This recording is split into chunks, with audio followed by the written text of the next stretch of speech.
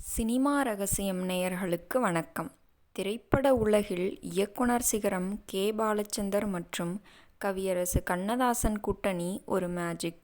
பாலச்சந்தரின் நுணுக்கமான காட்சிகளுக்கு கண்ணதாசனின் வரிகள் உயிர் கொடுக்கும். ஆனால் அந்த வரிகள் எப்படி பிறந்தன? ஒரு பாடல் காட்சிக்கு சூழலைச் சொன்னதும் அடுத்த சில நிமிடங்களிலேயே மேடையிலே பாடலை எழுதி முடித்துவிட்ட கவியரசரின் அந்த அசாத்திய வேகத்தை பற்றித்தான் நாம் இன்று பார்க்கப் போகிறோம். இது வெறும் சினிமா செய்தி மட்டுமல்ல, ஒரு மேதையின் படைப்பாற்றலுக்கு சான்று.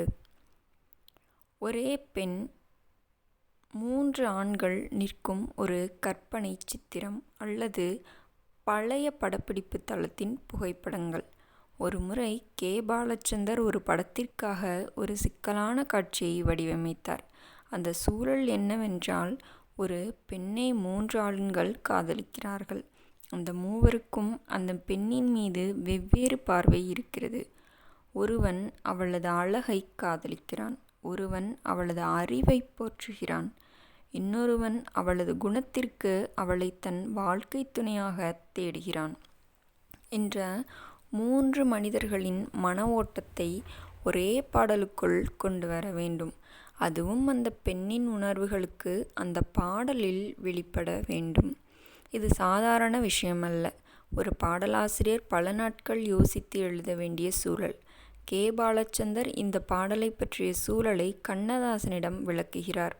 பாலச்சந்தரும் பாடலின் வரிகளுக்கு எந்த சமரசமும் இருக்கக்கூடாது என்பதில் உறுதியாக இருந்தார். கே. பாலச்சந்தர் சொன்ன அந்த சூழலை உள்வாங்கிக் கொண்டு கவியரசு ஒரு நிமிடம் அமைதியாக இருந்தார். வழக்கமாக ஒரு கவிஞர் பாடலை எழுதுவதற்கு பல மணி நேரங்கள், பல நாட்கள் எடுப்பார்கள். ஆனால் கண்ணதாசன் ஒரு காகித்தையும் பேனாவையும் எடுத்து மிக வேகமான வேகத்தில் எழுதத் தொடங்கினார். அங்கிருந்து படப்பிடிப்பு தளத்தில் இருந்த அனைவரும் ஆச்சரியப்படும் வகையில் அந்த சூழலுக்கு தேவையான வரிகளை சில நிமிடங்களிலேயே எழுதி முடித்தார். 3 ஆண்களின் மனநிலையும் அந்த பெண்ணின் குழப்பத்தையும் ஒரே பாடலில் மிக எளிமையான ஆனால் ஆழமான வரிகளில் கோர்த்திருந்தார். ஆமாம், பாலச்சந்தர் அந்த வரிகளை படித்து வியந்து போனார். எப்படி இவ்வளவு வேகமாக, துல்லியமாக இவரால் எழுத முடிந்தது என்று. இன்றைய சினிமா படைப்புகளில் தொழில்நுட்பம் வளர்ந்திருக்கிறது. ஆனால் கவிஞரின் அந்த ஸ்பாட் திறமை அரிதாகிவிட்டது. 3 ஆண்கள் ஒரு பெண்ணை போட்டி போடும் ஒரு சூழலை வெறும் வார்த்தைகளாக எழுதாமல், அந்த பாடலை கேட்கும்போதே அந்த பெண்ணின் வலியையும் ஆண்களின் காதலையும் உணர வைக்க முடியுமென்றால் அது கவியரசரின் வரிகளால் மட்டுமே முடியும். இந்த சம்பவத்தில் நாம் உணர்வது ஒன்றுதான். ஒரு படைப்பாளி என்பவன் தனது கலையோடு ஒன்றி போகும்போது காலம் அவனை தாண்டி வளரும்.